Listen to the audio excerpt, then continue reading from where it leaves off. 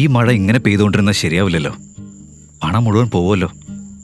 ഇന്നത്തെ മുഴുവൻ കഷ്ടപ്പാടും വെറുതെയാവും. പെട്ടെന്ന് യശ്പാലിന്റെ കണ്ണ് സൈഡിൽ കിടക്കുന്ന ബോധമില്ലാത്ത പെൺകുട്ടിയിലേക്ക് പോയി. ഇവളെ കണ്ടാലറിയാം ഏതോ വലിയ വീട്ടിലെ കുട്ടിയാ. ഇല്ലില്ല, ശ്വാസമുണ്ടല്ലോ, പൾസും ഉണ്ട്. എന്തൊരു മണമാണിത്! ദൈവമേ, ഇങ്ങനെ മണക്കണമെങ്കിൽ ഇവളെ എത്ര കുടിച്ചിട്ടുണ്ടാവും. ആരെങ്കിലും എന്നെ ഇപ്പൊ ഇവളുടെ കൂടെ കണ്ടാ മതി. ഈശ്വരനാണെ ഞാൻ പെടും. പക്ഷെ ഇവളെങ്ങനെ രാത്രിയിൽ ഒറ്റയ്ക്ക് വിടാൻ പറ്റില്ലല്ലോ. ഇനിയിപ്പോ എന്തു ചെയ്യും? ഇല്ല, എന്റെ മനസാക്ഷി സമ്മതിക്കുന്നില്ല. ഇങ്ങനൊരു സുന്ദരിയായ പെണ്ണിനെ രാത്രിക്ക് ഒറ്റയ്ക്ക് വിടാൻ യശ്പാലിന് സാധിച്ചില്ല. അതിനാൽ അവളെ വീട്ടിലേക്ക് കൊണ്ടുപോകാം എന്നവൻ വിചാരിച്ചു. ചുരുക്കി പറഞ്ഞാൽ ആ രാത്രിയായിരുന്നു യശ്പാലിന്റെ ജീവിതം മുഴുവൻ മാറ്റിമറിച്ച നിമിഷം. എങ്ങനെയെന്ന് നോക്കാം. 2 ദിവസം മുമ്പ് രാത്രി സമയം. മുംബൈ നഗരം മെല്ലെ മെല്ലെ ഇരുട്ടിലേക്ക് പോകുന്ന സമയം. കടൽ തീരത്തുള്ള ചെറിയ കടകളെല്ലാം അടയ്ക്കാനുള്ള ഒരുക്കത്തിലായിരുന്നു. അതിലൊന്ന് യശ്പാലിൻ്റേത്. എല്ലാവരും വിളിക്കുന്ന പോലെ യാഷിന്റെ കടയായിരുന്നു. ഏയ് ചായക്കടക്കാരാ, ഒരു മസാല ചായ ഉണ്ടാക്കി ചേട്ടാ.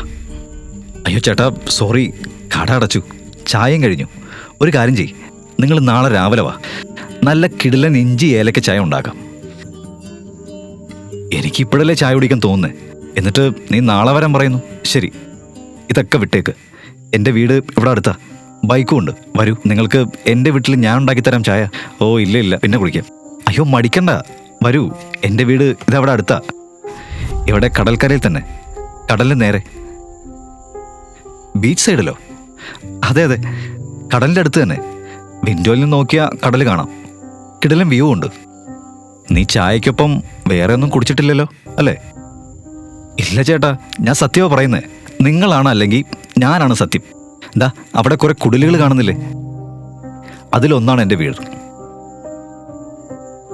കുടിലാണോ? നീ നല്ല തമാശക്കാരനാണല്ലോ. ശരി, എന്നാ ഞാൻ പോട്ടെ. ആ തീർച്ചയായും. ഇതാണ് ഫൈസാൻ മിയാൻ. അവൻ്റെ വടാപ്പാവ് ബിസിനസ് ഇക്കഴിഞ്ഞ ദിവസങ്ങളിൽ കുറച്ച് സ്ലോ ആയിരുന്നു. നീ അത് കിടലിനായി ഹാൻഡിൽ ചെയ്തു. ഇല്ലെങ്കിൽ അയാൾ ഇന്ന് നിന്നെ കൊണ്ട് ചായ ഉണ്ടാക്കിച്ചേനെ. അതുകൊണ്ടാണ് മിയാൻ ആളുകൾ നമ്മുടെ കടയിൽ ഇങ്ങനെ വിശ്വാസത്തോടെ വരുന്നത്. അതാണ് റെപ്യൂട്ടേഷൻ. അത് നമ്മൾ ഉണ്ടാക്കണം. ശരി മോനെ. ഏയ് യശ്പാൽ, ഞങ്ങൾക്ക് 1-2 ടിപ്പുകളൊക്കെ താ. ഇന്നത്തെ ബിസിനസ്സൊക്കെ മോശമാണ്. പിന്നെ നല്ല ബിസിനസ് നടക്കണമെങ്കിൽ ഇന്നത്തെ കുട്ടികളുടെ രുചി മനസ്സിലാക്കണം. വെറൈറ്റി വേണം. അപ്പോൾ ബിസിനസ് താനെ ഉണ്ടാവും. വാവ് യശ്പാൽ, നീ പറയുന്ന ഡയലോഗൊക്കെ വേറെ ലെവലാണേ. ഇതൊന്നും ഡയലോഗല്ല മിയാൻ, ബിസിനസ് മൈൻഡിൽ ചിന്തിക്കുന്നതാണ്. മനസ്സിലായോ? നീ ഇവിടെ ചായ വെറ്റിരിക്കുന്നത് എന്തിനാ? ഫിലിം ഇൻഡസ്ട്രിയിലൊക്കെ പൊയ്ക്കോടെ. നിനക്ക് കിടലിനായി സംസാരിക്കാനും അറിയാം. നിന്റെ ലുക്കും പൊളിയാണ്. നീ ശരിക്കും ബോളിവുഡ് മെറ്റീരിയലാടാ. ബോളിവുഡിൽ എൻ്റെ അമ്മാവനാണല്ലോ ഇരിക്കുന്നത്. പണമിറക്കി എന്നെ നായകനാക്കാൻ. നീ ഇപ്പോൾ വീട്ടിലേക്ക് പോ. അവൾ നിന്നെ പുറത്ത് കാത്തിരിപ്പുണ്ട്. പൊയ്ക്കോ, നാളെ കാണാം. അയ്യോ ശരി, നീ ഒന്ന് ആലോചിക്ക്. ജീവിതത്തിൽ അധികം ആഗ്രഹങ്ങളൊന്നും ഇല്ലാതിരുന്നിട്ടും യശ്പാൽ തനിക്ക് കിട്ടുന്ന ചെറിയ വരുമാനത്തിൽ സന്തോഷവാനായിരുന്നു. അവൻ്റെ ഏക ശ്രമം ലോകത്തിനു മുന്നിൽ നല്ല മനുഷ്യനായി സത്യസന്ധനായി ഇരിക്കുക എന്നതായിരുന്നു. ഈ മഴ എങ്ങനെ പെയ്തുകൊണ്ടിരുന്നാൽ ശരിയാവില്ലല്ലോ. പണം മുഴുവൻ പോവുമല്ലോ. ഇന്നത്തെ മുഴുവൻ കഷ്ടപ്പാടും വെറുതെയാവും. പെട്ടെന്ന് യശ്പാലിൻ്റെ കണ്ണ് സൈഡിൽ കിടക്കുന്ന ബോധമില്ലാത്ത പെൺകുട്ടിയിലേക്ക് പോയി. ഇവളേതാ വെളുത്ത ഡ്രസ്സൊക്കെ ഇട്ടിട്ട് ഇവിടെ കിടക്കുന്നത്? ദൈവമേ, ഇത് വല്ല ഭൂതമോ പിശാചോ ആണോ? Excuse me. ഏയ് ഗേൾ, എഴുന്നേക്കുന്നില്ലല്ലോ ദൈവമേ. ഇത്ര സുന്ദരിയും വിലയേറിയ ഡ്രസ്സും ഇട്ടാണല്ലോ കിടക്കുന്നത്. ഇവളെ കണ്ടാലറിയാം ഏതോ വലിയ വീട്ടിലെ കുട്ടിയാ. ഇല്ല, ശ്വാസമുണ്ടല്ലോ,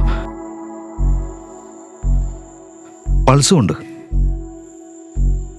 എന്തൊരു മണമാണിത്! ദൈവമേ, ഇങ്ങനെ മണക്കണമെങ്കിൽ ഇവൾ എത്ര കുടിച്ചിട്ടുണ്ടാവും. ആരെങ്കിലും എന്നെ ഇപ്പൊ ഇവളുടെ കൂടെ കണ്ടാ മതി. ഈശ്വരനാടെ ഞാൻ പെടും. പക്ഷെ ഇവളെങ്ങനെ രാത്രിയിൽ ഒറ്റയ്ക്ക് വിടാനും പറ്റില്ലല്ലോ. ഞാനിപ്പോ എന്തു ചെയ്യും? ഇല്ല, മനസ്സാക്ഷി സമ്മതിക്കുന്നില്ല. ഇങ്ങനെ ഒരു സുന്ദരിയായ പെണ്ണിനെ രാത്രിക്ക് ഒറ്റയ്ക്ക് വിടാൻ യശ്പാലിന് സാധിച്ചില്ല. അതിനാൽ അവളെ വീട്ടിലേക്ക് കൊണ്ടുപോകാം എന്നവൻ വിചാരിച്ചു.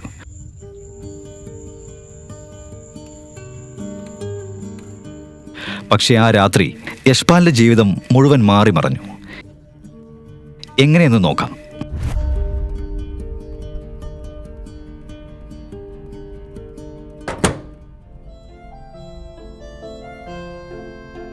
ഇനി എന്ത് ചെയ്യും? ജാക്കറ്റ് എടുത്താലോ? യാഷ് തൻ്റെ ജാക്കറ്റ് എടുത്തു.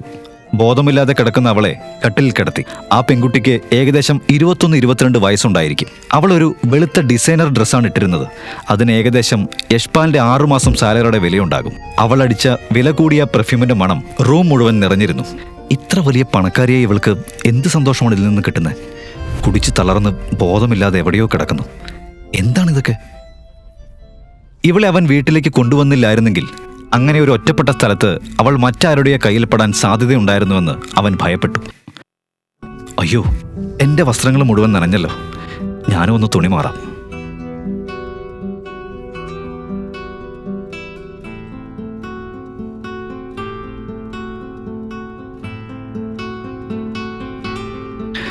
റൂം മുഴുവൻ നിന്റെ മണമാണ്.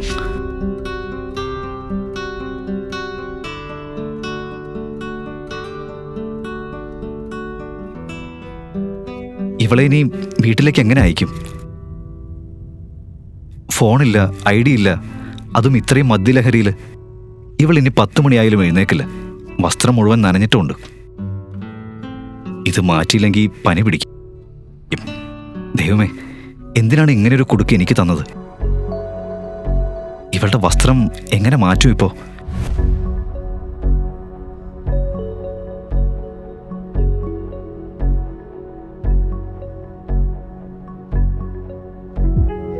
എന്ത് ചെയ്യും ഞാൻ?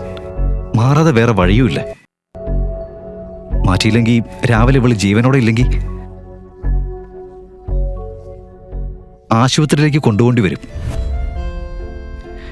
ഞാനിനി എന്ത് ചെയ്യും ദൈവമേ? ആരും കാണാതെ അവളുടെ വസ്ത്രം എങ്ങനെ മാറ്റുമെന്നതാണ് യാഷിന്റെ ഏറ്റവും വലിയ ഭയം. ആരെങ്കിലും കണ്ടാൽ യാഷിന്റെ പേര് പോവും. അങ്ങനെ സംഭവിച്ചാൽ അവൻ ചായക്കട അടച്ച് ഗ്രാമത്തിലേക്ക് തിരിച്ചു പോകേണ്ടി വരും.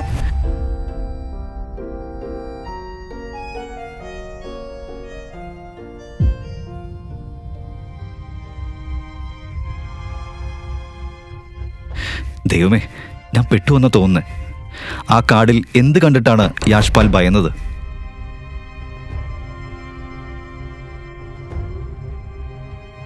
രാത്രി 2:30-ക്ക് ആരാണ് വാതിൽ മുട്ടുന്നത്?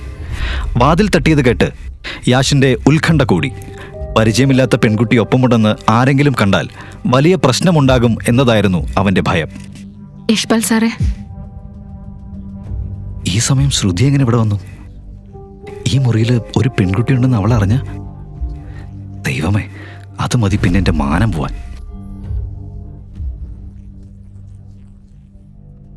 ഉറങ്ങിയോ സാറേ? വാതിൽക്കൽ നിന്ന ആ പെൺകുട്ടി അയൽവാസിയും യാഷിന്റെ നല്ല സുഹൃത്തുമായിരുന്നു. എന്തുപറ്റി? ഞാൻ വസ്ത്രം മാറുമായിരുന്നു. നീ ഓക്കെ അല്ലേ? സമയം 2:30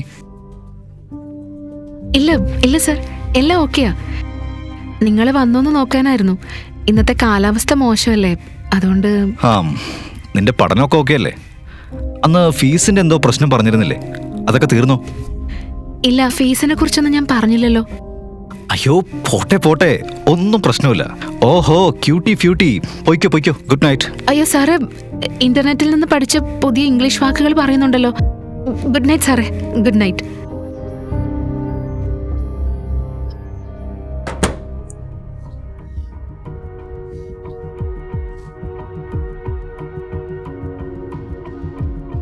നീ എങ്ങനെ കറക്റ്റ് എൻ്റെ മുന്നിൽ വന്ന് പെട്ടത്?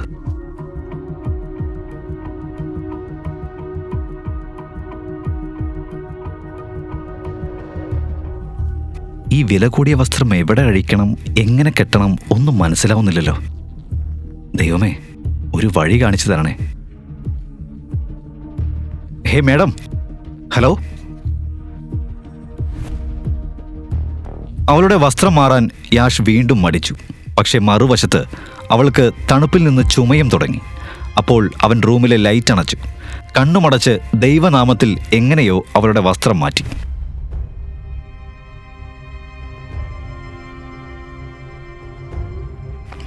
ദൈവമേ,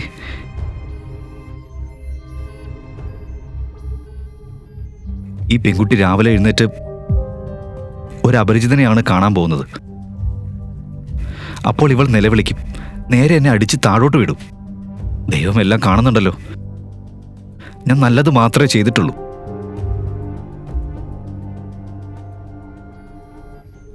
അതുകൊണ്ട് ദൈവം എനിക്ക് ദോഷമൊന്നും വരുത്തില്ല. ഈ നല്ല കാര്യം ചെയ്തതിന് മാഡം എനിക്ക് പ്രതിഫലം തരുമായിരിക്കും. എനിക്ക് വിശ്വാസമുണ്ട്. അതായത് എന്നിൽ ഇംപ്രസ്ഡ് ആയിട്ട് അവൾ എന്നെ വിവാഹം കഴിച്ചാലോ? അതും സംഭവിക്കാലോ. ആ കാർഡ് കണ്ടപ്പോൾ തന്നെ യാഷിന് മനസ്സിലായി അത് സാധാരണ കാർഡല്ലെന്ന്. ഇന്റർനെറ്റിൽ വായിച്ചതുപോലെ അത്തരത്തിൽ കാർഡുകൾ ബാങ്കിൽ 100 കോടിയിലധികം ബാലൻസ് ഉള്ളവർക്ക് മാത്രമേ കൊടുക്കാറുള്ളൂ.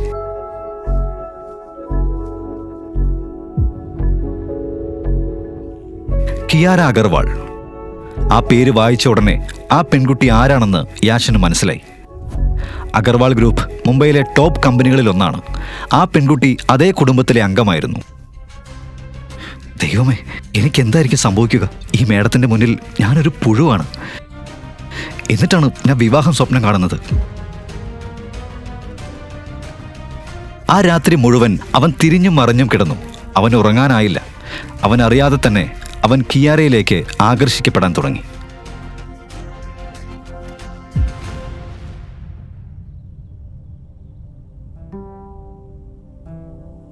അടുത്ത ദിവസം രാവിലെ യാഷ് കണ്ണു തുറന്നപ്പോൾ കിയാര അവന്റെ അടുത്തായിരുന്നു. അവളുടെ കൈ യാഷിന്റെ നെഞ്ചിലായിരുന്നു.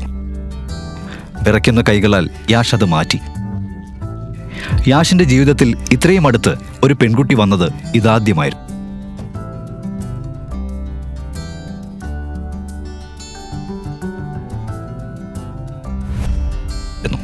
വാവ്, ഇതെന്താ സ്വർഗം പോലെ.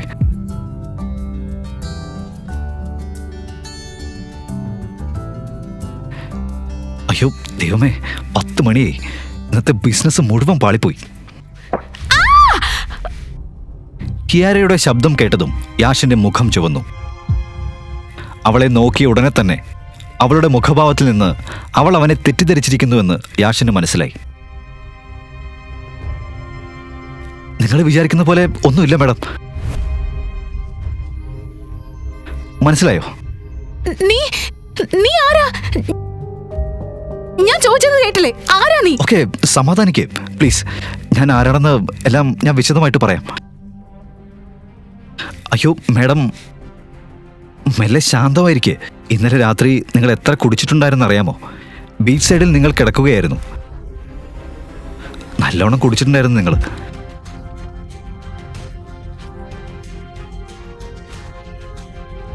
കാറ്റും മഴയൊക്കെ വന്നിട്ടും നിങ്ങൾ കുലുങ്ങിയില്ല. മനസ്സിലായോ? അതുകൊണ്ട് തന്നെ പറയാം, ദൈവമാണ് എന്നെ നിങ്ങളുടെ അടുത്തേക്ക് അയച്ചത്. ദൈവത്തോട് നന്ദി പറയും. ഞാൻ നിങ്ങളെടുത്ത് വീട്ടിലെത്തിച്ചില്ലായിരുന്നെങ്കിൽ നിങ്ങൾക്ക് എന്താവുമായിരുന്നെന്ന് ദൈവത്തിന് മാത്രമേ അറിയൂ. മനസ്സിലായോ? ബീച്ചിലോ? അയ്യോ, ഇവിടെ ബാത്റൂം ഇവിടെ തന്നെയാ. എങ്ങോട്ടാണ് പോകുന്നത്? ഇവിടെ തന്നെയാണ് ബാത്റൂം. പോണമെങ്കിൽ പൊയ്ക്കോളൂ. പക്ഷേ നിന്റെ ഈ ഹീൽസും കൊണ്ടുപോ. ഒന്നും പറയാതെ കരഞ്ഞുകൊണ്ട് ആ പെൺകുട്ടി യാഷിന്റെ മുറിയിൽ നിന്ന് പുറത്തേക്ക് ഓടി. അത് കണ്ട് യാഷിന് മനസ്സിൽ സങ്കടം തോന്നി. ഇക്കാലത്തെ പെൺകുട്ടികൾ, വലിയ വീട്ടിലെ പെൺകുട്ടികൾക്ക് താങ്ക് യു പറയാനും അറിയില്ലേ? താങ്ക് യു വേണ്ട, ഒന്നും വേണ്ട. അഗർവാളിന്റെ മോളാണല്ലോ, ഇവള് കേസ് കൊടുത്താൽ മതി. അവൾ നല്ലൊരു പണി തരാനാണല്ലോ പോയത്. ദൈവമേ,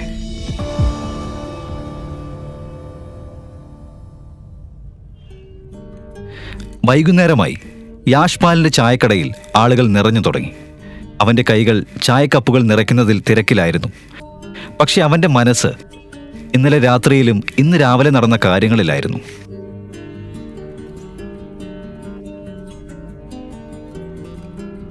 യശ്പാൽ സർ, നോക്ക്, ഇത് 500 രൂപയാ. ചില്ലറ കൊടുക്കാനില്ല. ഓൺലൈൻ പേയ്മെന്റും വർക്കാവുന്നില്ല. യാഷ് ഒന്നും മറുപടി പറഞ്ഞില്ല. കയ്യിൽ ചായ ഇളക്കിക്കൊണ്ടിരുന്നു. പക്ഷെ അവന്റെ മനസ്സ് എവിടെയോ ആയിരുന്നു. യശ്പാൽ സർ, യശ്പാൽ സർ, എവിടെയാ നിങ്ങള്? എന്താ? ഞാൻ ഇവിടെ തന്നെയുണ്ട്. എന്താ പ്രശ്നം? പറയൂ. 10 രൂപയുടെ ചിപ്സ് എടുത്തു, 500 രൂപ തന്നു, ബാക്കിയില്ല. ഇപ്പൊ എന്ത് ചെയ്യും? അയ്യോ, ബാക്കി കൊടുത്തോളൂ. അതിന് ഇത്രയും പാടെന്താ? കൊടുക്കൂ. Thank you. Welcome. Thank you. ആ മേഡം അതുപോലും പറഞ്ഞില്ല. യശ്പാൽ സർ, നിങ്ങൾക്കിന്ന് എന്തു പറ്റി? ഭയങ്കര സന്തോഷത്തിലാണല്ലോ. ഇല്ലില്ല, എല്ലാം ഓക്കെ ആണല്ലോ. ഒന്നും സംഭവിച്ചിട്ടില്ല. ഞാൻ ഇവിടെ തന്നെ ഉണ്ട്. ഒപ്പം ഒരു കാര്യം പറഞ്ഞുതരാം. നിനക്ക് അടുത്ത മാസം എക്സാം അല്ലേ? അപ്പൊ നീ പഠനത്തിലേക്ക് ശ്രദ്ധ കേന്ദ്രീകരിക്കണം. നീ എന്നും ഇവിടെ വരേണ്ട കാര്യമില്ല. ഇനി വരണ്ട.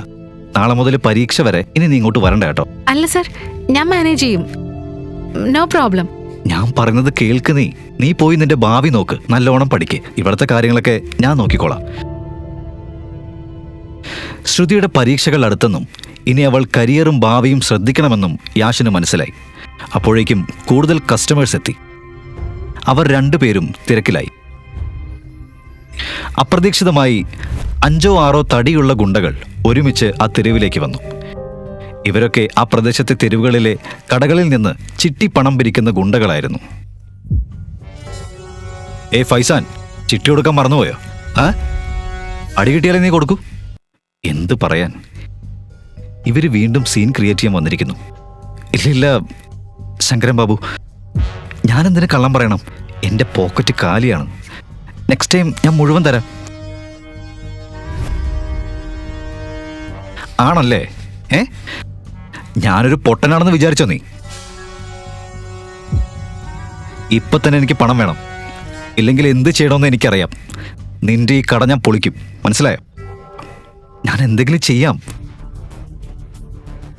ഇത് പൊളിക്കേ. ശങ്കരവണ്ണ, അങ്ങനെ ചെയ്യല്ലേ പ്ലീസ്. കുറെ കാലമായി നീ തരാമെന്ന് പറയുന്നു. ഇനി നീ എപ്പോ തരും? ഈ തെണ്ടിയുടെ ധൈര്യം കൂടുന്നുണ്ട്. ഇപ്പൊ ശരിയാക്കാം. പിടിക്കവനെ, പിടിക്കേ ശങ്കരവണ്ണ.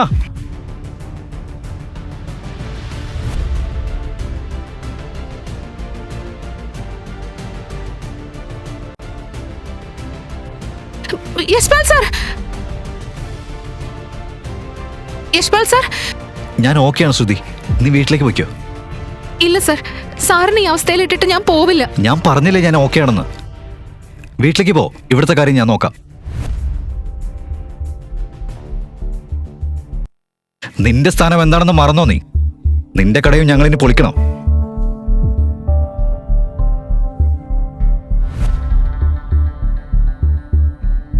നോക്ക്, മര്യാദയ്ക്ക് ഞാനൊരു കാര്യം പറയാം.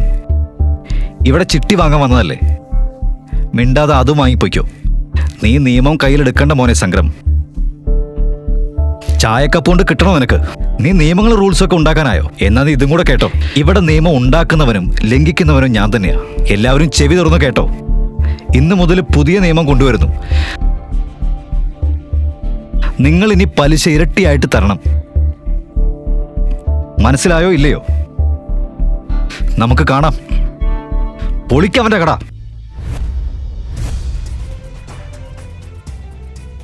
ശ്രുതി, ശ്രുതി, ഇവിടെ നിന്ന് ഓടി രക്ഷപ്പെട്.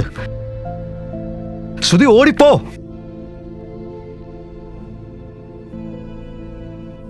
ഇവിടെ നിന്ന് ഓടി രക്ഷപ്പെട്. ഓടിപ്പോ, പോകൂ.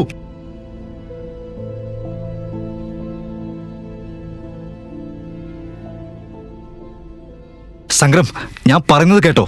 അവളെ വിട്ടോ. അല്ലെങ്കിൽ നീ ഇവിടുന്ന് ഒറ്റ പീസായി പോവില്ല. മനസ്സിലായോ? വിടണോ? ദാ വിട്ടു. ഇനി നീ എന്നെ സിംഗിൾ പീസിൽ തിരിച്ചയക്കുമോ? ഇനി നീ എന്നെ സിംഗിൾ പീസിൽ തിരിച്ചയക്കുമോന്ന്? സംഗ്രം, സംഗ്രം, ഞാൻ നിന്നോട് അപേക്ഷിക്കാം. ഇങ്ങനെ ചെയ്യല്ലേ. അവളെ പോകാൻ വിട്. ഞാൻ സോറി പറയാം. എല്ലാവരോടും ഞാൻ മാപ്പ് ചോദിക്കാം. ദയവായി അവളെ വിട്.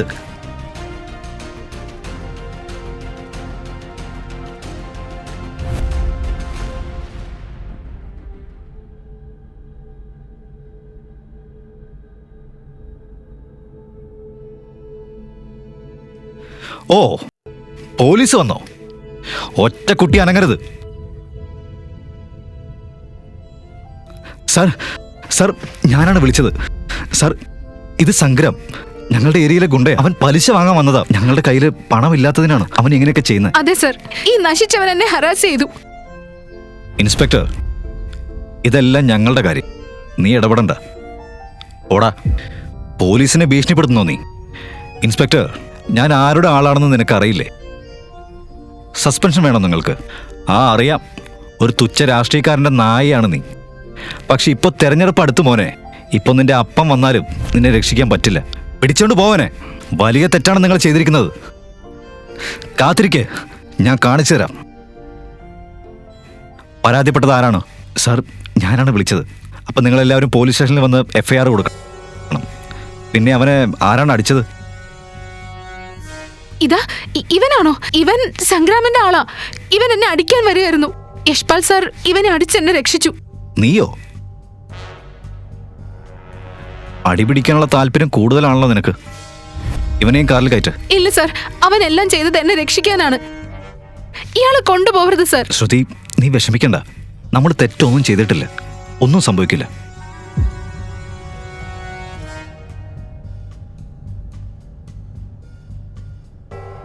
അവന് വേണ്ടി ആംബുലൻസ് വിളിക്ക്.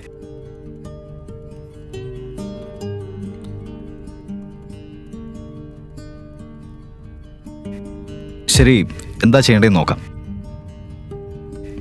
Good evening inspector. ഞാൻ മിസ്റ്റർ സംഗ്രാമിന്റെ ലോയറാണ്. ബെയിലെടുക്കാനാ വന്നേ. മന്ത്രി ഓഫീസിൽ നിന്നാണ് വരുന്നതെന്ന് നേരെ പറഞ്ഞാൽ മതി. നിങ്ങളുടെ ഇഷ്ടം പോലെ. എങ്ങനെയായാലും ഇതിലുണ്ട് എല്ലാ ഡോക്യുമെന്റ്സും. ചെക്ക് ചെയ്തിട്ട് എൻ്റെ ക്ലയൻസിന് റിലീസ് ചെയ്യും. എന്ത് പറയാനാ, സിസ്റ്റം തന്നെയാണ് പ്രശ്നം.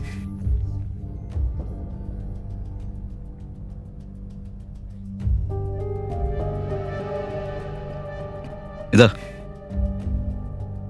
വിനോദ്, സംഗ്രാമിനെയും കൂട്ടുകാരെയും വിട്ടേക്ക്. ശരി സാർ.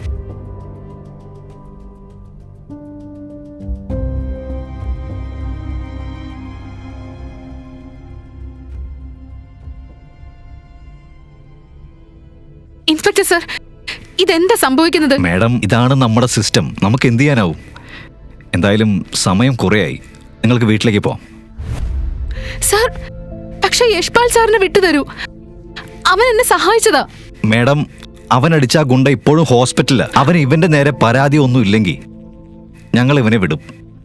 മനസ്സിലായോ? വിഷമിക്കണ്ട, വീട്ടിലേക്ക് വയ്ക്കോ. ശ്രുതി, ഇതിലൊന്നും നീ പേടിക്കണ്ട. പോയി പഠനത്തിൽ ശ്രദ്ധിക്ക. ഇതാ, ഈ കാശ് ബോക്സിന്റെ താക്കോലെടുത്തോ. പണം വേണമെങ്കിൽ അതിൽ നിന്നും എടുത്തോ. വയ്ക്കോ. യശ്പാൽ, നീ വിഷമിക്കണ്ട. നിന്നെ എങ്ങനെ പുറത്തു കൊണ്ടുവരണമെന്ന് ഞാൻ നോക്കാം. ഇനി എന്താ ചെയ്യാനുള്ളത് ഫൈസാൻ? ദൈവം എന്തെങ്കിലും ചെയ്യട്ടെ. നമ്മുടെ മുന്നിലൂടെ തന്നെ അവരെല്ലാം ബെയിൽ വാങ്ങിപ്പോയി. ഇനി കുറച്ച് സമയത്തിനുള്ളിൽ ഇൻസ്പെക്ടർ സാറിൻ്റെ മേശമേൽ 6 or 7 പെട്ടി മിഠായി എത്തും. പിന്നെ എന്ത് വേണം? പിന്നെ നമുക്കെന്ത്? ജയിൽ ഭക്ഷണമായ പഴയ ചപ്പാത്തിയൊക്കെ നമുക്ക് ഇറങ്ങുമല്ലോ. എടാ യശ്പാൽ, എന്ത് മണ്ടത്തിലാണ് ഈ പറയുന്നത്? ഞാൻ പറഞ്ഞല്ലോ, നിന്നെ ഞാൻ പുറത്തു കൊണ്ടുവരും. ശരി ചേട്ടാ, കഴിഞ്ഞോ മീറ്റിംഗ്?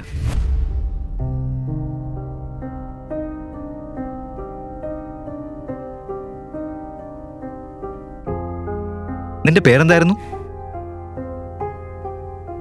എൻ്റെ പേര് യശ്പാൽ. യശ്പാൽ, എവിടെയാ നിന്റെ വീട്? എവിടെ നിന്നാണെന്നൊന്നും പ്രധാനമല്ല സാർ. ഇപ്പോൾ ഞാൻ മുംബൈക്കാരനാണ്. കഷ്ടമുണ്ടല്ലോ. നിനക്ക് എന്തിൻ്റെ കേടായിരുന്നു? നേരെ പലിശ കൊടുത്തിരുന്നെങ്കിൽ കാര്യം ഒത്തുപോയനെ. അപ്പോൾ പറ്റില്ല. ഇനി കണ്ടോ എന്തെല്ലാം കേസ് നിനക്കെതിരെ ആ മന്ത്രി ഫയൽ ചെയ്യുന്നതെന്ന്. എങ്ങനെയാ ഈ കേസ് ഫയൽ ചെയ്യാൻ പറ്റുന്നത് സാർ? ഇത് നിയമമില്ലാത്ത രാജ്യമാണോ? സ്വയം രക്ഷിക്കുക ഞങ്ങൾ അടിച്ചത്, വെറുതെ അല്ല. എടാ സഹോദരാ, നിന്നോട് കരുണ കാണിക്കണോ അതോ അടിക്കണോ അറിയില്ല. നീ ഒരു ചായക്കടക്കാരൻ മാത്രം. അതിനുള്ള പരിധിയിലിരിക്കണം. നിന്റെ സ്ഥിതി നോക്ക്, ആ ഗുണ്ടയുടെ സ്ഥിതി നോക്ക്. എനിക്കിത് നേരത്തെ മനസ്സിലായിരുന്നു ഇൻസ്പെക്ടർ സാർ. പക്ഷെ ഇപ്പോൾ നിങ്ങൾ പറഞ്ഞത് കേട്ടപ്പോൾ ഉറപ്പായി. നിങ്ങളുടെ ജോലിയും അപകടത്തിലാണല്ലേ സാർ? മനസ്സിലായി. എന്താ നീ പറഞ്ഞത്? ബുദ്ധിജീവി ചമയുന്നോ? നിന്റെ 10 വർഷത്തെ ടിക്കറ്റ് ഞാൻ ഇപ്പൊ തന്നെ മുറിച്ചു. മനസ്സിലായോ ഇൻസ്പെക്ടർ? സാർ, സാർ ഇവിടെ. യശ്പാൽ എവിടെ? സാർ, നിങ്ങൾ ഈ ചായക്കടക്കാരനെയാണോ പറയുന്നത്? ഇത് തെരുവിൽ ചായക്കച്ചവടം നടത്തുന്ന യശ്പാൽ അല്ലേ? അതെ സർ, അവനാണ്. മന്ത്രിയുടെ ആളുകളുമായിട്ട് അടിപിടി ഉണ്ടായി, അവരെ അടിച്ച് പരിക്കേൽപ്പിച്ചു. എന്ത് ചെയ്യണം സർ? കേസ് എടുക്കട്ടെ? വേണമെങ്കിൽ ഉള്ളിലാക്കി ട്രീറ്റ്മെന്റ് കൊടുക്കാം. നിനക്ക് ബുദ്ധിയില്ലേ? ഉടനെ അവനെ വിട്ടയക്കേ.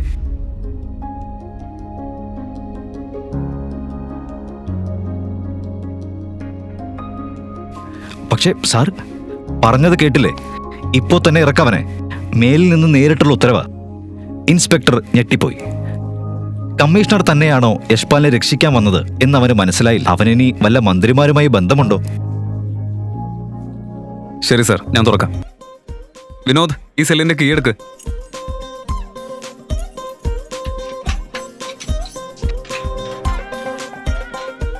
കമ്മീഷണറിന്റെ ഓർഡർ കേട്ട് മിസ്റ്റർ കാംബ്ലെ ഞെട്ടിപ്പോയി. ഒരു സാധാരണ ചായക്കടക്കാരനായ യശ്പാലിനെ കമ്മീഷണർ മോചിപ്പിക്കാൻ വന്നത് എന്തിനാണെന്ന് അവനൊട്ടും മനസ്സിലായില്ല. പുറത്തേക്ക് വന്ന യശ്പാലിനും താൻ എങ്ങനെ പുറത്തു വന്നു എന്ന് മനസ്സിലായില്ല. സർ, നിങ്ങൾക്ക് എന്തെങ്കിലും ബുദ്ധിമുട്ടുണ്ടായിട്ടുണ്ടെങ്കിൽ ക്ഷമിക്കണം. സർ, സാറെന്തിനാ കൈകൂപ്പുന്നേ? എന്തിനാ മാപ്പി വയ്ക്കുന്നത്? ആരെ എന്നെ രക്ഷിച്ചതെന്നൊന്ന് പറയോ? സർ, ഇത് മുകളിൽ നിന്നുള്ള ഓർഡറാണ്. പിന്നെ കാംബ്ലെ, ബാക്കി ഗുണ്ടകളൊക്കെ എവിടെയാ? ഏത് സെല്ലില്ല? സർ, അവരെ ഒരു ലോയർ വന്ന് ജാമ്യത്തിൽ എടുത്തുകൊണ്ട് പോയി. ജാമ്യത്തിൽ വിട്ടുന്നോ? What nonsense! ഒക്കോ, ഉടനെ അവരെ വീണ്ടും അറസ്റ്റ് ചെയ്യും. വീണ്ടും അറസ്റ്റോ? സർ, എനിക്കൊന്നും മനസ്സിലാവുന്നില്ല.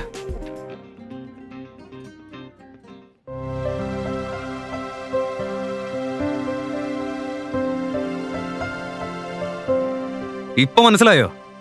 Now go and arrest those people at the earliest. Sure, sir. Sir, നിങ്ങൾക്ക് പോവാം.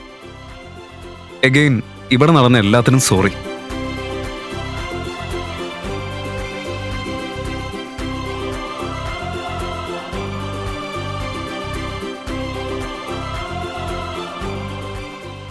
Thank you sir.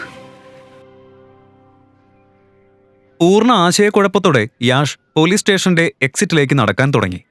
ഒരു സാധാരണ ചായക്കടക്കാരനായ അവനെ രക്ഷിക്കാൻ കമ്മീഷണർ വരെ നേരിട്ടിടപെട്ടത് ആര് പറഞ്ഞിട്ടായിരിക്കും എന്നവൻ ചിന്തിച്ചുകൊണ്ടേയിരുന്നു. ഏത് കാറാ ഇത്? വേഗം അകത്ത് കേറ്. നീ എന്താ ഇവിടെ? നീ അധികം ചോദ്യങ്ങൾ ചോദിക്കാതെ വേഗം വണ്ടിയിൽ കേറ്. ശരി, വരാം വരാം.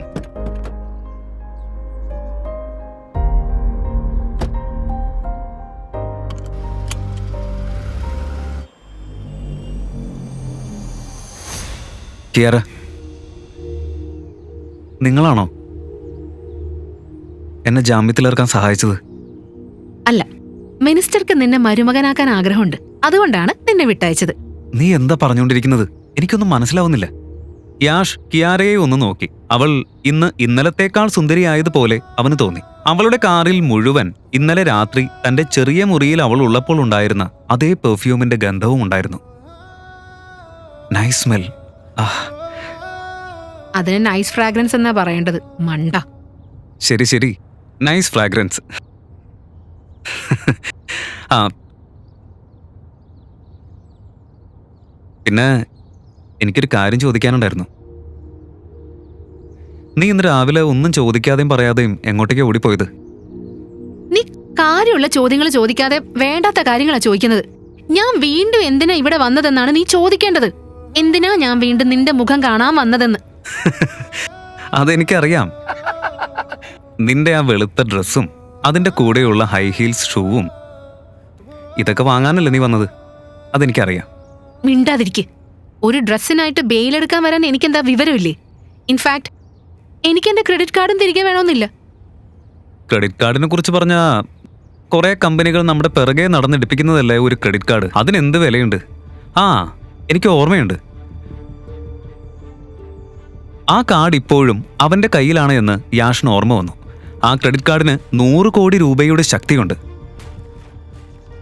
അത് കാണിച്ചാൽ യാഷ്പാലിന് സംക്രമനെയും ഇൻസ്പെക്ടറിനെയും നേരിടാമായിരുന്നു. ദാ നിന്റെ ക്രെഡിറ്റ് കാർഡ് ഇതാ നോക്ക്. ദൈവമാണേ, നീയാണേ സത്യം. ഇതിൽ നിന്ന് 1 രൂപ പോലും ഞാൻ ചെലവഴിച്ചിട്ടില്ല. എടുത്തോ. എടുത്തോ എടുത്തോ. ഈ പണക്കാരുടെ ഓരോ കാര്യങ്ങൾ. ഇന്നലെ രാത്രി എന്നെ സഹായിച്ചതിന് thank you so much. Kiara medical checkup ചെയ്തിരുന്നു. ഇന്നലെ രാത്രി യാഷ്പാൽ അവളോട് ഒന്നും തെറ്റായി ചെയ്തിട്ടില്ലെന്നും അവളെ രക്ഷിക്കാനാണ് യാഷ് അവളെ വീട്ടിലെത്തിച്ചതെന്നും അവൾക്കുറപ്പായി. കിയാരയിൽ നിന്ന് ഒടുവിൽ ഒരു താങ്ക് യു കേട്ടപ്പോൾ യാഷ്പാലിന്റെ മനസ്സൊന്ന് മൃദുവായി. എന്നെ ജയിലിൽ നിന്ന് പുറത്തു കൊണ്ടുവന്നതിന് നന്ദി. Thank you so much. നീ വളരെയധികം വ്യത്യസ്തനാ. ചോദിക്കേണ്ട കാര്യം ഒഴിച്ച് ബാക്കി എല്ലാം നീ ചോദിക്കുന്നുണ്ട്. ഞാൻ ചോദിക്കേണ്ടത് ചോദിക്കുന്നില്ലെന്നോ? എനിക്ക് മനസ്സിലാവുന്നില്ല. പറഞ്ഞോളൂ, എന്താ നീ പറയാൻ ഉദ്ദേശിക്കുന്നത്? എവിടേക്കാ നീ എന്നെ കൊണ്ടുപോകുന്നത്? എൻ്റെ വീട് കഴിഞ്ഞു പോയല്ലോ.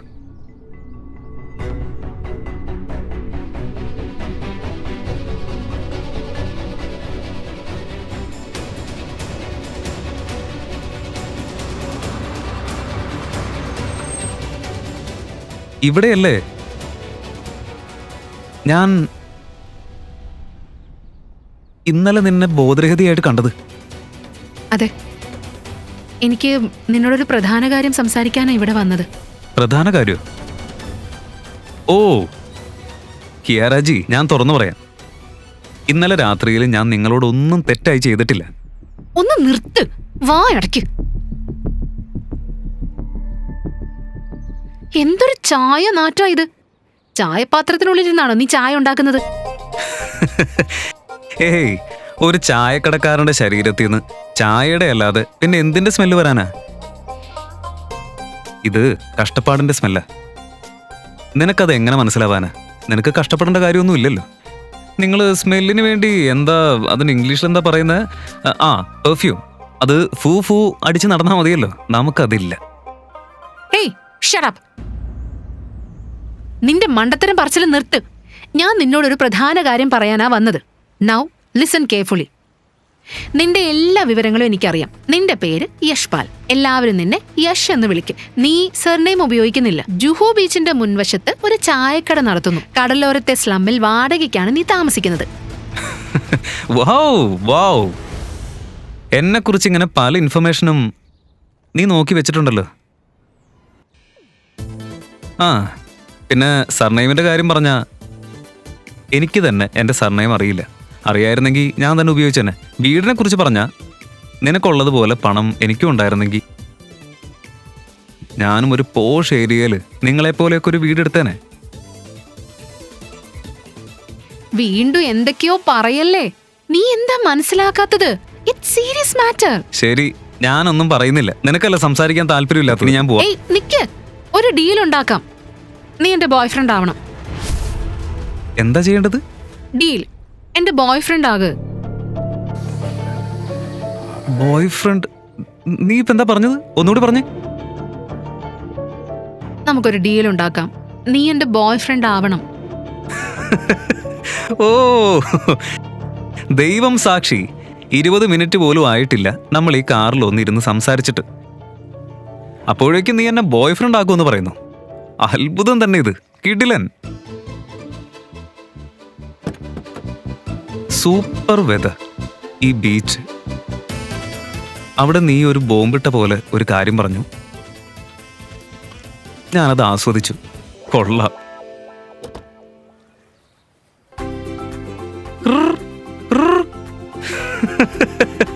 ഞാൻ തമാശ പറഞ്ഞതല്ല. I M serious. സീരിയസ്? ഏയ് മാഡം, ഞാൻ നിന്നെ എന്തെങ്കിലും ചെയ്തിട്ടുണ്ടെന്ന് ഇപ്പോഴും നിനക്ക് തോന്നുന്നുണ്ടോ? ഏയ് മാഡം, നിന്റെ കാറിനെ സാക്ഷിയാക്കി ഞാൻ പറയാം. ഞാൻ എന്ത് ചെയ്തോ അത് നിന്നെ രക്ഷിക്കാനായിരുന്നു. മനസ്സിലായോ? ഞാൻ കള്ളം പറയുകയാണെങ്കിൽ നിന്റെ കാറ് പൊട്ടിത്തെറിക്കും. ഏയ് ചില്ലേ, ഇന്നലെ ഒന്നും സംഭവിച്ചില്ലെന്ന് എനിക്കറിയാം.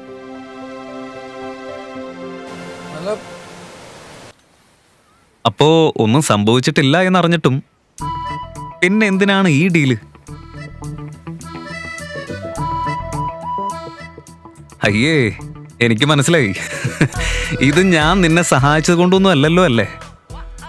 അതുകൊണ്ട് നീ ഹാപ്പിയായി. ഇംപ്രസ്ഡ് ആയി. അതുകൊണ്ട് ബോയ് ഫ്രണ്ട്. അതുകൊണ്ട് ഞാൻ നിന്റെ ബോയ് ഫ്രണ്ട് ആകണം അല്ലേ?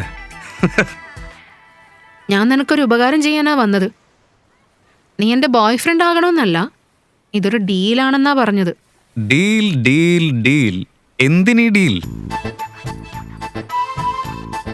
നിന്റെ ബിസിനസ് ഡീലാണോ? ഓ, അത് ഞാൻ മറന്നു. എന്റെ ചായക്കട, അതെ അതെ, വളരെ ഫേമസ് ആണ്. ദൂരത്ത് നിന്ന് ആളുകൾ വന്ന് പറയാറുണ്ട്, 500 രൂപ കൊടുത്ത കൊളാബറേഷൻ, 100 രൂപയ്ക്ക് കൊളാബറേഷൻ. അതാണോ നിങ്ങൾക്ക് വേണ്ടത്? പക്ഷെ ഞാൻ നിങ്ങളോട് ബിസിനസ് പ്രപ്പോസ് ചെയ്തിട്ടില്ലല്ലോ. പിന്നെന്തിനാ നിങ്ങൾ എന്റെ ചായക്കടയിൽ ഇൻവെസ്റ്റ് ചെയ്യുന്നത്? യാഷ്പാൽ തന്റെ ബിസിനസ് എത്തിക്സ് കാരണം അറിയപ്പെട്ട ആളായിരുന്നു. തന്റെ കഴിവിൽ അവനൊരു അഭിമാനം ഉണ്ടായിരുന്നു. ശരിക്കും അവന്റെ ചായ കുറച്ചുകൂടെ ഫേമസ് ആയിരുന്നു. പക്ഷേ യാഷ്പാലിന്റെ ഈ മണ്ടത്തരങ്ങൾ കേട്ടപ്പോൾ കിയാരയുടെ മുഖം വാടി. ഇവനോട് എന്താണ് ചെയ്യേണ്ടതെന്ന് എങ്ങനെ പറഞ്ഞ് മനസ്സിലാക്കുമെന്നായിരുന്നു അവളുടെ ആശങ്ക. മാഡം, എന്താ കാര്യമെന്ന് വ്യക്തമായി മുഖത്ത് നോക്കി പറയും. നീ എന്നോടൊരു ഡീൽ ചെയ്യും. നീ എൻ്റെ ബോയ് ഫ്രണ്ടായിട്ട് ആക്ട് ചെയ്യും. ലോകത്തിന് മുന്നിൽ നീ എൻ്റെ പാർട്ട്ണർ, എന്നാൽ എൻ്റെ മുന്നിലല്ല. മനസ്സിലായോ? അതായത് ഞാൻ നിന്റെ ബോയ് ഫ്രണ്ടായി ആക്ട് ചെയ്യണം അല്ലേ?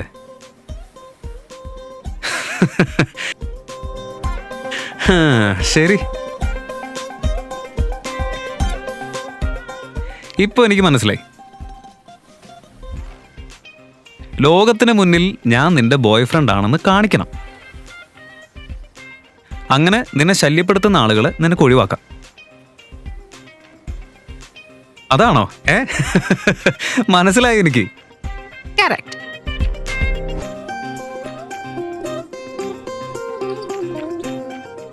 അതെല്ലാം ഓക്കെ. പക്ഷെ ഇതിൽ എനിക്കെന്താ ലാഭം? ഡീലാണെന്ന് പറഞ്ഞില്ലേ, ഇതിന് നിനക്ക് പണം ലഭിക്കും. എത്ര കിട്ടും? നീയാ പറയേണ്ടത്. നിനക്ക് എത്ര വേണം? എത്രയെന്നോ? അയ്യോ ദൈവമേ, എത്ര എത്ര ചോദിക്കണം?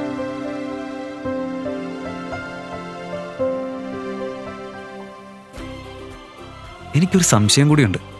ഞാൻ സ്മാർട്ടാണ്, ടാലന്റഡ് ആണ്, യുണീക്ക് ആണ് എന്നൊക്കെ എനിക്കറിയാം. എൻ്റെ ചായക്കട വേൾഡ് ഫേമസ് ആണ്.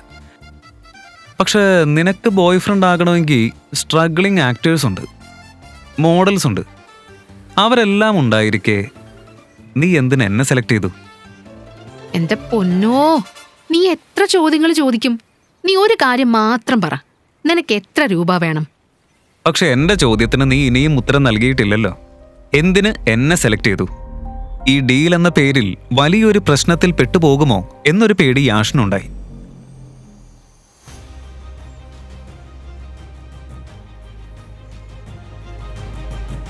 സത്യത്തില് കാരണം എന്താന്ന് വെച്ചാ കിയാര സംസാരിച്ചുകൊണ്ടിരിക്കെ പകുതി വാക്കിൽ നിർത്തി. അപ്പോഴാണ് കിയാര അഗർവാൾ എന്തിനാണ് ഇത്തരമൊരു ഡീൽ വെക്കുന്നതെന്നും എന്തിനാണ് അവൾ ഇത് യാഷ്പാലിനോട് തന്നെ പറയുന്നതെന്നും യാഷ്പാലിന് വ്യക്തമായത്. ഞാൻ നിന്നെ തിരഞ്ഞെടുത്തത് എന്തിനാണെന്ന് അറിയേണ്ട കാര്യം എന്താ? നീ നിന്റെ ഡിമാൻഡ് പറ, എന്നിട്ട് ജോലിക്കിറങ്ങ്. പക്ഷേ യാഷ്പാലിന്റെ മനസ്സിൽ ഒരു സംശയം ബാക്കി നിന്നു. കിയാര സംസാരിച്ച ഭാവത്തിൽ നിന്ന് തന്നെ അവൾ അവനെ ഒരു തരത്തിലും ബഹുമാനത്തോടെ കാണുന്നില്ല എന്ന കാര്യം യാഷിന് മനസ്സിൽ. എങ്ങനെയാണെങ്കിൽ നിന്റെ പണം നീ നിന്റെ പോക്കറ്റിൽ തന്നെ വെച്ചോ കേട്ടോ. നിന്റെ കിട്ടിയിട്ട് വേണ്ട എനിക്ക് ജീവിക്കാൻ. വെയിറ്റ്. ഇങ്ങനെ ഒരു പെൺകുട്ടി സ്നേഹത്തോടെ വിളിച്ചു നിർത്തുമ്പോൾ യാഷ്പാലിന് എങ്ങനെ പോകാനാകും?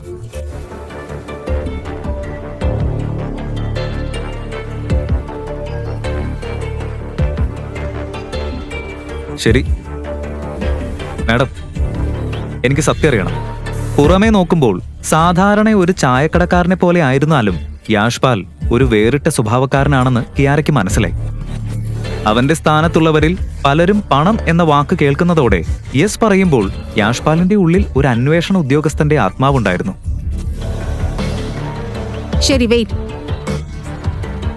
ഞാൻ സത്യം പറയാം.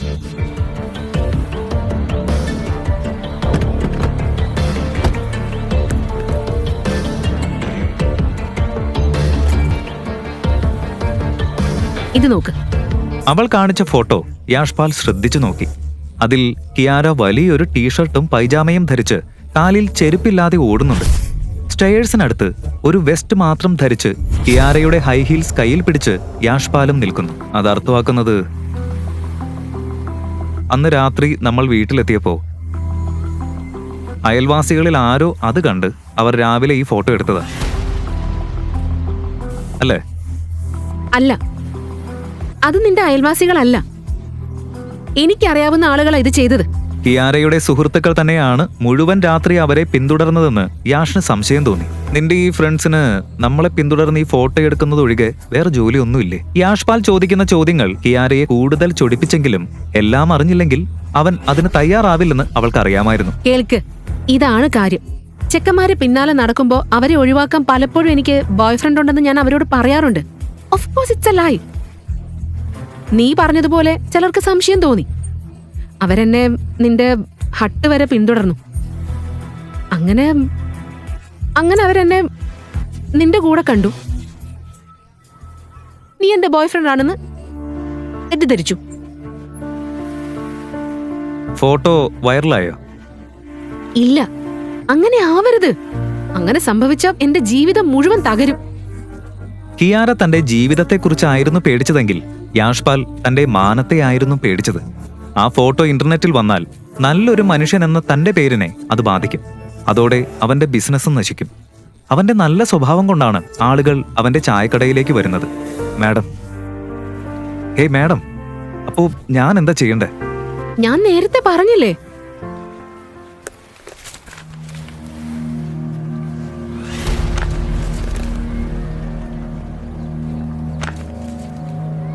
നീ വില പറയുന്നില്ലെങ്കിൽ ഞാൻ പറയാം. 1 വർഷത്തേക്ക് 10 crore rupees. ഓക്കെ? 10 crores ഒന്നുമല്ലെന്നതുപോലെ കിയാര അത്ര ലഘുവായി പറഞ്ഞു. ആ തുക കേട്ടതോടെ യാഷ്പാൽ ഞെട്ടിപ്പോയി. പക്ഷേ ഉടൻ അവൻ ഓർത്തു, 100 crores ലിമിറ്റുള്ള ക്രെഡിറ്റ് കാർഡ് കൈവശമുള്ള പെൺകുട്ടിയാണ് ഇവൾ. കോൺട്രാക്ട് 2 വർഷത്തേക്കായിരിക്കും. പേടിക്കണ്ട. ഈവൻ 1 വർഷം പൂർണ്ണമായിട്ട് ജോലി ചെയ്തില്ലെങ്കിലും പൂർണ്ണ തുകയും നിനക്ക് കിട്ടും. യാഷിന്റെ വായ തുറന്നുപോയി. 10 crores 100 വർഷം പണിയെടുത്താലും 24/7 ജോലി ചെയ്താലും അവന് സമ്പാദിക്കാൻ കഴിയാത്ത അത്ര തുക. അപ്പോഴാണ് അവന്റെ ഫോണിൽ ഒരു മെസ്സേജ് വന്നത്. Bank balance 500 rupees. എന്തു പറയണമെന്ന് അവൻ അറിയില്ല. അവൻ കിയാരയുടെ കണ്ണുകളിലേക്ക് തന്നെ നോക്കി നിന്നു. പക്ഷെ എവിടെയോ എന്തോ കുഴപ്പമുണ്ട് എന്നൊരു തോന്നൽ അവന്റെ മനസ്സിലുണ്ടായിരുന്നു. നീ ഡീൽ ആക്സെപ്റ്റ് ചെയ്യാൻ റെഡിയാണെന്ന് നിന്റെ കണ്ണുകൾ തന്നെ പറയുന്നുണ്ട്. കണ്ണുകൾക്ക് സത്യം പറയാൻ കഴിഞ്ഞിരുന്നെങ്കിൽ പാതി കുറ്റവാളികളും ഇപ്പോഴേക്കും ജയിലിലായനെ. What do you mean? ഇല്ല മാഡം, അത് നിങ്ങൾക്ക് മനസ്സിലാവില്ല.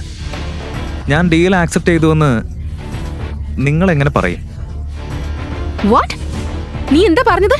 കിയാരയുടെ കോപം അവളുടെ ഈഗോയോടൊപ്പം പടർന്നു പിടിക്കാൻ തുടങ്ങി. അത്ര സമ്പന്നമായ ഒരു കുടുംബത്തിൽ നിന്നുള്ള പെൺകുട്ടിയായിരുന്നു അവൾ. മുംബൈയിലെ താരങ്ങൾ പോലും അവളുടെ മുന്നിൽ നിരന്നു നിൽക്കും. ഇന്ത്യയിലെ ഏറ്റവും സമ്പന്നനും സുന്ദരനുമായ പുരുഷന്മാരെ ഒരു മാഗ്നറ്റ് പോലെ ആകർഷിക്കാൻ അവൾക്ക് കഴിയുമായിരുന്നു. പക്ഷേ ഒരു ചായക്കടക്കാരനിൽ നിന്ന് നോ കേട്ടപ്പോൾ ഒരു നിമിഷം അവളുടെ ഹൃദയം പോലും താളം തെറ്റി. നീ പറയുന്നത് എന്താണെന്ന് നിനക്ക് ബോധമുണ്ടോ? നീ ഒരു സാധാരണ ചായക്കടക്കാരനാ. ഞാൻ വിളിച്ചില്ലായിരുന്നെങ്കിലേ വെറും 10,000 രൂപയ്ക്കായിട്ട് ആ പോലീസ് അറ്റംപ്റ്റ് മർഡർ കേസ് വരെ നിന്റെ മേലെ ചാർജ് ചെയ്തേനെ. അതെ, അതുകൊണ്ട് തന്നെയാണ് എന്റെ മറുപടി നോ എന്നായത്. നീ എന്താ ഉദ്ദേശിച്ചത്? അത് തന്നെ കിയാര അഗർവാൾ. നിന്നെപ്പോലെ ഒരു റിച്ച് ഗേളിന് എന്നെപ്പോലെ ഒരു സാധാരണ ചായക്കടക്കാരനെ എങ്ങനെ ഇഷ്ടപ്പെടാൻ കഴിയും? കഴിഞ്ഞ അരമണിക്കൂറായി ഉള്ളിൽ അടിച്ചമർത്തിയിരുന്ന മുഴുവൻ ചൊടിപ്പും യാഷ് പുറത്തേക്ക് ഒഴുക്കി.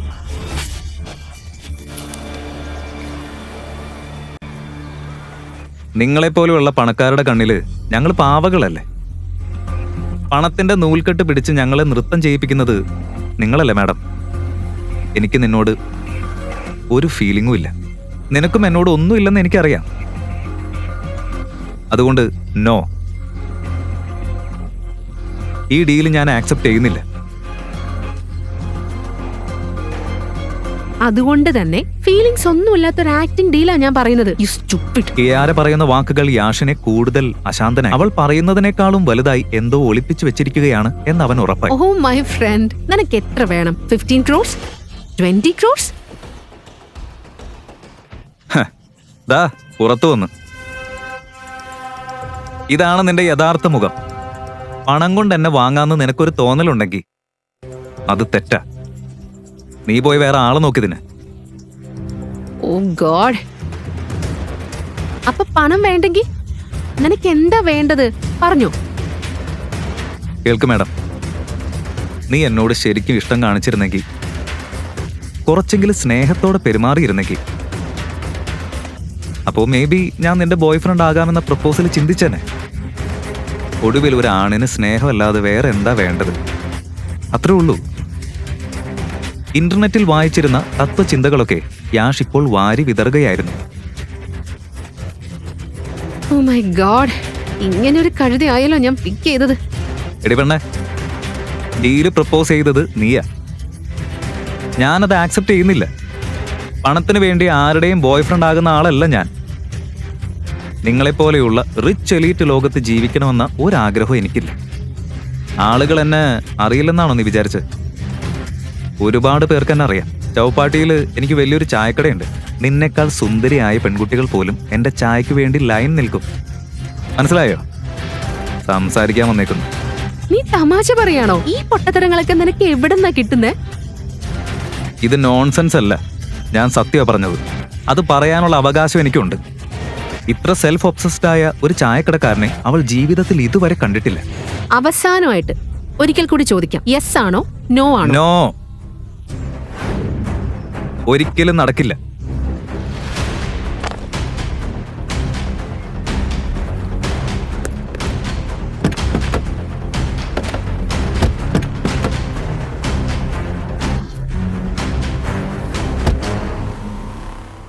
ശരി, ഓക്കെ ഫൈനൽ. ഇവിടെ നിന്ന് ഇറങ്ങിപ്പോ. ഞാൻ എങ്ങനെ പോവാന്? എന്റെ വീട് മൈലുകൾ അകലെയാ. എന്നെ ഇവിടെ വരെ കൊണ്ടുവന്നിട്ട് ഇപ്പൊ ഉപേക്ഷിക്കാണോ? ഇനി ഞാൻ നടക്കണോ? ഇതെന്താ ഇത്? ഞാൻ എവിടെയും പോകുന്നില്ല. ഞാൻ പോവില്ല. ശരി, നീ ഇവിടെ തന്നെ നിൽക്ക്, ഞാൻ പോവാം. യാഷ് ഞെട്ടിപ്പോയി. കിയാര ഇത്ര എളുപ്പത്തിൽ കൈവിട്ടു പോകുമെന്ന് അവൻ കരുതിയില്ല. അവൾ നടന്നു പോകുന്നത് അവൻ നോക്കി നിന്നു. അവൾ കടലിലേക്ക് ചാടാൻ പോകുന്നുവെന്ന് അവന് തോന്നി. ഒരു നിമിഷം പോലും കളയാതെ യാഷ് അവളുടെ പിന്നാലെ ഓടി. ഹേയ് വെയിറ്റ്, നിനക്ക് ബുദ്ധിയില്ലേ? ഇത്ര ചെറിയ കാര്യത്തിനാണോ നീ എന്നെ ദേഷ്യം പിടിപ്പിക്കുന്നത്? ഇപ്പൊ നീയാ. എത്ര തവണ ഞാൻ നിന്നോട് റിക്വസ്റ്റ് ചെയ്തു, അതുപോലും ചെയ്യാൻ നിനക്ക് കഴിഞ്ഞില്ല. ശരി, ഞാൻ കേൾക്കാം. പക്ഷെ തിരിച്ചു വാ. ആ അറ്റത്തുനിന്ന് മാറി നിൽക്ക്. എനിക്ക് നിന്നോട് സംസാരിക്കണ്ട. യെസ് പറ, അല്ലെങ്കിൽ എന്നെ വിട്ടേക്ക്. ഇങ്ങനെ ക്രേസി ആയി ബിഹേവ് ചെയ്യല്ലേ? നിനക്ക് എന്നെ കുറിച്ച് കെയറില്ലെന്ന് നീ തന്നെയല്ലേ പറഞ്ഞത്? വെറുതെ ക്രേസി ആയി ബിഹേവ് ചെയ്യരുത്. നീ വീണാ മരിച്ചു പോവും. ഞാൻ 10 വരെ എണ്ണും, അതിനുശേഷം ഞാൻ ചാടും. 10, 9. യാഷ് സംസാരിച്ചു തീർക്കുന്നതിന് മുൻപേ കിയാര അവനെ തടഞ്ഞു. ഇപ്പോൾ യാഷ്പാൽ ഒരു കുഴിയുടെയും ഒരു കിണറിന്റെയും നടുവിലായി. ഇനി അവൾ തന്നെ മാറി നിൽക്കുമോ? അല്ലെങ്കിൽ ഈ കടലിൽ ജീവൻ അവസാനിപ്പിക്കുമോ? അവളുടെ ജീവൻ രക്ഷിക്കാൻ അവൻ തന്റെ തീരുമാനം മാറ്റുമോ? അല്ലെങ്കിൽ കിയാര മരിക്കാൻ അനുവദിക്കുമോ? അവന് തീരുമാനിക്കാൻ വെറും 10 സെക്കൻഡ് മാത്രം. ആ 10 സെക്കൻഡിനുള്ളിൽ മുന്നേ ഉണ്ടായ മുഴുവൻ സംഭവങ്ങളും അവന്റെ കണ്ണിന് മുന്നിലൂടെ കടന്നുപോയി. കിയാരയുടെ കൗണ്ട് ഡൗൺ അവസാനിക്കുകയാണ്. കിയാരയെ രക്ഷിക്കാൻ യാഷ്പാൽ യെസ് പറയുമോ? അല്ലെങ്കിൽ അവളെ നിർത്താൻ വേറെ വഴിയുണ്ടോ? കിയാര അങ്ങനെ ചെയ്താൽ യാഷ്പാലിന്റെ ജീവിതത്തിൽ എന്തെല്ലാം പ്രശ്നങ്ങൾ ഉണ്ടാകും? അടുത്ത എപ്പിസോഡ് അറിയാൻ ലിങ്കിൽ നൽകിയിരിക്കുന്ന പോക്കറ്റ് FM ആപ്പ് ഡൗൺലോഡ് ചെയ്യൂ. Link in description.